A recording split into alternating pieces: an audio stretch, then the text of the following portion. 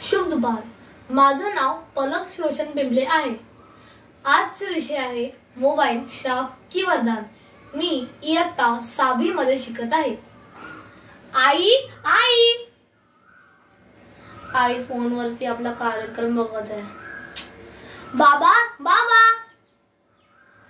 बाबा आपल्या ऑफिसच्या मीटिंग मध्ये आहेत. दादा दादा दादा ऑनलाइन गेम्स खेळत आहे.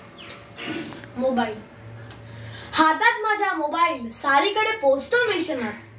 हातात माझा मोबाईल सारीकडे पोहोचतो मिशनात. हवे ते उत्तर मिळवितो जेव्हा शंका येते मनात. सहज ब्राउझर ओपन केले की सारे काही सापडते. सहज ब्राउझर ओपन केले की सारे काही सापडते. YouTube व्हिडिओ पाहता पाहता तर मन अगदी हरवते. आम्ही अडलो की मग आठवतो मोबाईल बाबा गुगल. आम्ही अडलो की मग आठवतो मोबाईल बाबा गुगल. सारी माहिती डाउनलोड क्षणात. सारी माहिती डाउनलोड क्षणात. मग पृथ्वीराज चव्हाण असो किंवा मुघल. आठवण आली की जुतात नंबर. आठवण आली की जुतात नंबर. पण मोबाईलच्या वेड्या पायी तरुणाईची वाकत चालली कंबर. गोष्टी तर तासनतास होतात. गोष्टी तर तासनतास होतात. पण संवाद नाही घडत. पण संवाद नाही घडत. जेव्हा मोबाईल नसता हातात तेव्हा मुले बसतात रडत.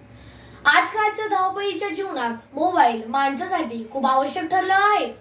मोबाईलने सगळे काम पटकन होतात. आजकाल जवळपास सगळ्या माणसांकडे मोबाईल आहे. पण मोबाईल म्हणजे दुहेरीची तलवार. आता ते आपल्यावर आहे त्याच किती कधी आणि केव्हा वापर करायचं. मोबाईलमुळे माणसाच्या जीवनात काही अडचणी सुद्धा निर्माण झाल्या आहेत.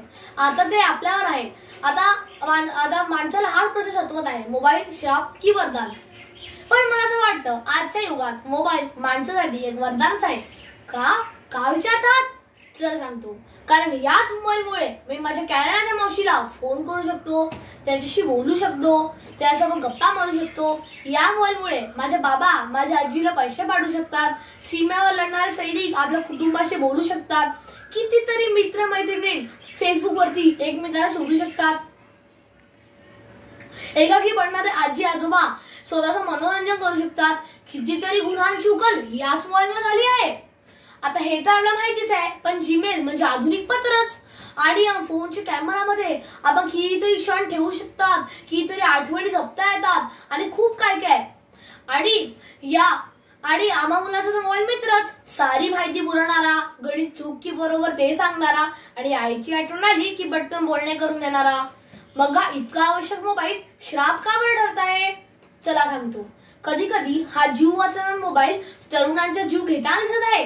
लाईटचा पाऊस नाही पडला तर मुलं डिप्रेशन मध्ये जाऊन आत्महत्या करत आहेत. त्यामुळे जे आजी आजोबांना सांगितलेल्या गोष्टी आता मोबाईल सांगत आहे. त्यामुळे नात्यातला ओलावा कमी होत आहे.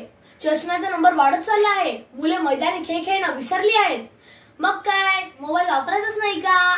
मार्टिन कूपरने एवढा मोठा मोबाईलचा शोध लावलाय, तो काय असंच टाकून द्यायचा का? तर नाही.